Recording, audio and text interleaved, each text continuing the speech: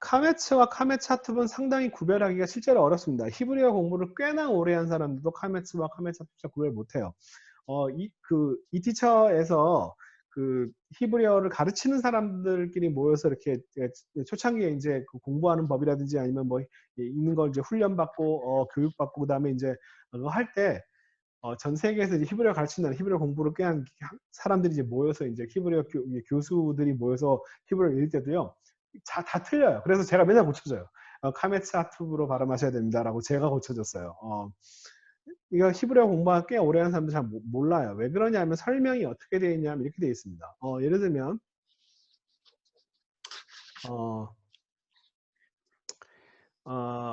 이게 언제 카메차투비 되냐면은 일단 이론적인 설명은 이거예요. 뭐라고 하면 어떻게 설명해야 되나? 강세가 없는 닫힌 음절에서 카메츠 하투비다. 이게 카메츠 하투비의 정의예요. 강세가 없는 닫힌 음절에서는 카메츠 하투비다. 카메츠 하투비도 없어져 버렸네. 이렇게 이제 배우는데 이 정의가 틀린 정의가 아니라 맞는 정의입니다. 문제는 닫힌 음절이 이 설명 자체가 실제로 카메츠와 카메차투브를 구별하는데 아무런 전혀 실용적인 방식이 전혀 아니에요. 뭐냐면 이겁니다. 자, 예를 들면 예를 한 가지 들까요? 자, 예를 들면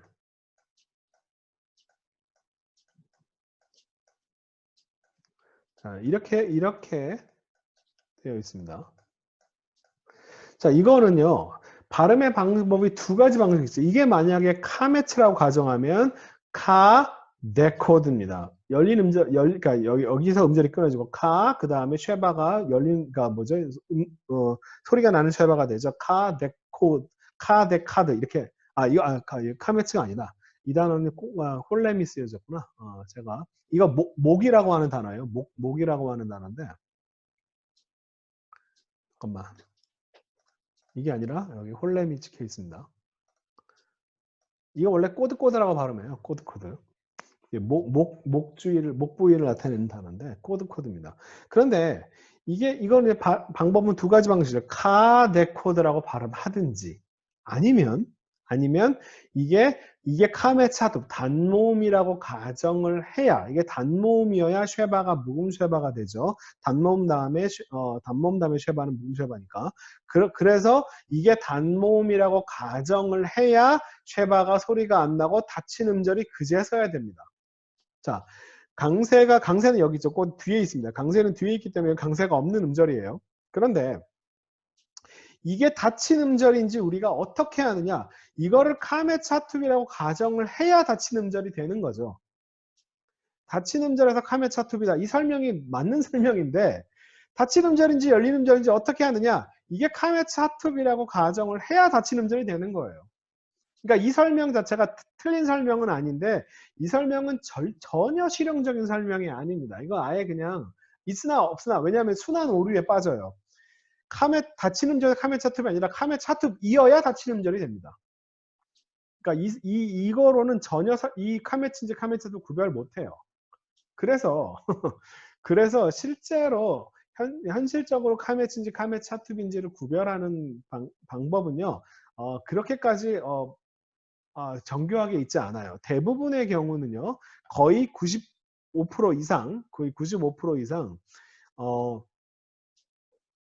카메츠 하투비 나오는 경우들은 95% 이상 다 어떤 경우냐면 다 이 경우입니다. 강세가 이제 없는 이 자리에서 카메츠와 쉐바가 동시에 이런 식으로 요런 패턴에서 카메츠 하투빌 가능성이 생겨요. 이때 가능성이 생깁니다. 그러니까 이 상황에서는 혹시 카메차투비일 수 있겠다라고 생각하시면 되겠습니다. 그 다음에 실제로 카메츠와 카메차투비를 구별하는 실제 방식은요. 예를 들면 카메차투비 흔하게 나오는 경우들, 예를 들면 콜, 그러니까 콜 같은 경우도요. 그러니까 사실 이거는 약간 역사적인 그 설명들을 알면 되긴 하는데 원래 이것도 이제 우리가 이렇게 쓰잖아요. 이렇게 씁니다. 이렇게. 근데 요게 요렇게 되면 카메사투브로 발음하죠. 왜 그러냐 하면 이게 원래 오 발음이에요. 원래 오 발음인데 이거는 자 이건 단독으로 쓸 때는 강세가 오기 때문에 단모음인 오가 장모음화 된 겁니다. 이게 원래 모양이 아니고요. 원래는 단모음 오예요. 콜이. 그런데 마케프와 함께 연계형으로 쓰면 강세가 없어져 가지고 그냥 단모음 오가 그대로 남아 있는 거고. 그 다음에 단독으로 쓸 때는 여기다 강세를 주기 때문에 단모음호가 장모음화 되는 겁니다. 토닉 랭트닝. 제가 지난 시간에 살짝 설명을 드렸죠. 강세가 오면 단모음이 장모음화 됩니다. 토닉 랭트닝이라고 해서 이 현상이 벌어진 거예요. 그러니까 원래 우리는 사전을 배우기 때문에 사전이 이게 진짜 모양이라고 생각하는데 사실은 이거는 강세 때문에 장음화된 그런 형태고요. 원래 이게 진짜 형태입니다. 그러니까 예를 들면 이것도 마찬가지죠. 우리가 그 지난 시간에 봤던 문제 중에 그가 너를 그거 할 것이다. 그죠? 그가 너를 다스릴 것이다. 혹은 다스려야 한다. 또 마찬가지로 원래는 임 숄로 써야 되는데 이게 마케프와 함께 임 숄 그다음에 마흐 이런 식으로 써버리니까 마케프와 함께 쓰이면 강세가 사라져 버리죠. 그래서 단모음이 드러나는 거예요.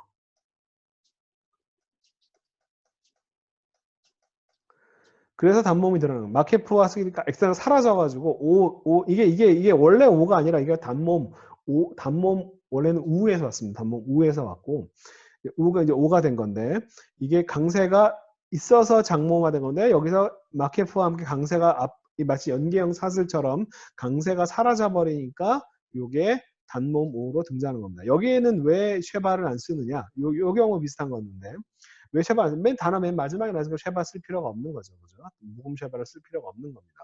그래서 요게 임숄바흐라고 읽는 거예요. 이게 원래 요게 요런 경우 요 강세 때문에. 그 다음에 또 흔하게 할로우 동사 형태. 예를 들면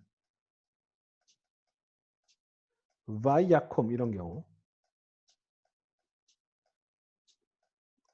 이 경우는 액센트가 여기 있습니다. 여기 있어요. 바이아콤 이렇게 발음하는 경우. 이것도 이제 사실은 원래 맨 마지막에 쉐바가 있는 케이스예요. 강세가 없이 맨 마지막에는 이 쉐바는 굳이 쓸 필요가 없으니까 안 쓰는 거죠. 그러니까 요 경우입니다. 바이아콤. 그러니까 이런 것들이 다 어떤 경우냐면은 다 할로우 동사들. 예를 들면 슈, 예를 들면 야쇼브라고 발음하죠. 돌아가다라고 하는 것도 이것도 표기가 어떻게 되어 있냐면은 이요. 네. 와 중복다게시와 야 그다음에 요게 카메사투비예요. 마야숍 그가 돌아갔다. 그가 일어나서 그가 돌아갔다. 이런 식으로 마야숍 이렇게 발음합니다. 이것도 마찬가지로 액센트가 없는 문제에서 쉐바가 있어야 되는데 빠진 거죠. 굳이 마지막에 쓸 필요가 없으니까. 뭐 이런 경우들. 그다음에 또 하나는 연계형 부정사 연계형에서 부정사 연계형은 기본적으로 캐톨 패턴이잖아요. 부정사형이 캐톨 패턴인데, 저는 지금 잘못 썼습니다, 제가. 캐톨 패턴이죠. 캐톨 패턴인데, 여기에 인칭 어미가 오는 경우에, 코틀리로 바뀌어요. 요 인칭 어미가 와서 부정사 연계형이 요 카메차투브로 발음되는 코틀리라고 발음되는 요 경우가 굉장히 실제로 흔해요.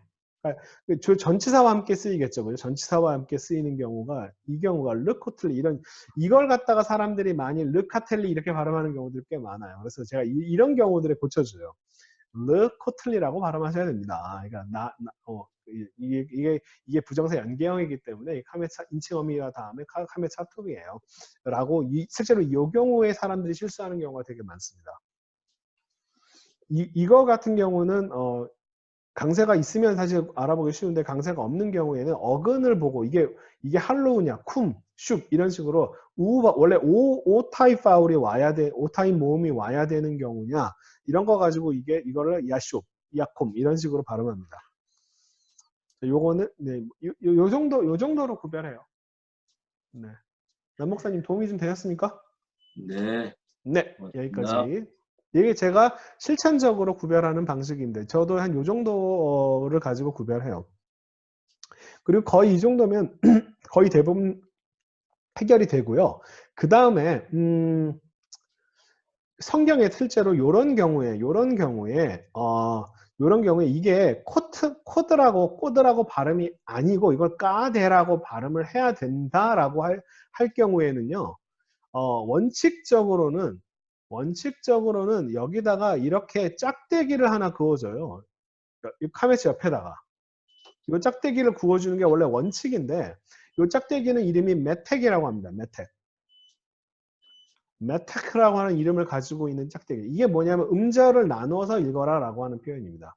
이게 없으면 꼬드라고 읽어야 되는데 이게 있으면 까데라고 읽어라 라고 이게 음절을 잘라 두 개를 한 음절을 읽지 말고 음절을 잘라서 읽어라 라고 하는 이런 표시예요. 이런 메텍이라고 하는 표시들이 원래는 있어요.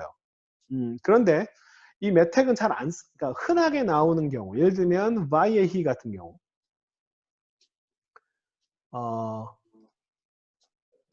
이 메텍이 어디에 나오냐면 시스키물라브르 제가 시스키물라브르 설명했었죠, 그죠? 바예히 요런 경우에 이거를 바이히라고 발음할 수도 있잖아요, 그죠? 단모음 다음에 쉐바가 나올 때 바이히라고 발음할 수도 있으니까 여기에 원래 메텍을 써주는 게 원래 기본인데 잘 안 써져요. 이런 건 워낙 흔해가지고 바이예히라고 원래 주목대개시가 있어야 되는데 생략되었기 때문에 바예히라고 발음하는 게 맞는데 그래서 이거를 갖다가 써줘야 바예히라고 이렇게 음절을 나눠서 발음해라라고 메텍을 이렇게 찍어주는데 근데 이거를 잘 안 써요. 왜냐하면 이건 워낙 흔하게 쓰는 바예히라고 이건 누구나 다 아는 거기 때문에 잘 안 써줍니다. 쓰는 경우도 있긴 있어요. 네, 근데 잘 안 써줍니다. 뭐 이렇게 메텍으로 음절을 나누는 방식도 있습니다.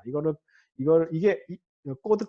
그래서 히브리어를 이제 꽤 오랫동안 가르치는 교수님이에요. 독일에서 구약 박사고, 근데 이제 한국에서도 구약 교수를 오랫동안 하셨던 분인데 저한테 와가지고 야 이거 막 이런 경우들이 있는데 이런 경우들에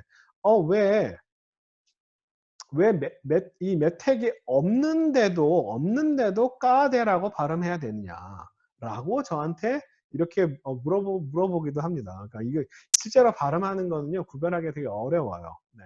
없어도 이걸 발음하는 거는요 이걸 왜 어떨 때는 까데 어떨 때는 꼬드로 발음하느냐는 거는 사실은 이게 그냥 일종의 뭐랄까 역사 문법이라고 해서 그 단어의 원래 오리지널 패턴이 어땠는지를 사실 알아야 이게 원래 오 모음인지 아 모음인지 사실 이거 가지고 구별해요. 아무튼 여기까지가 실천적으로 구별하는 방식입니다.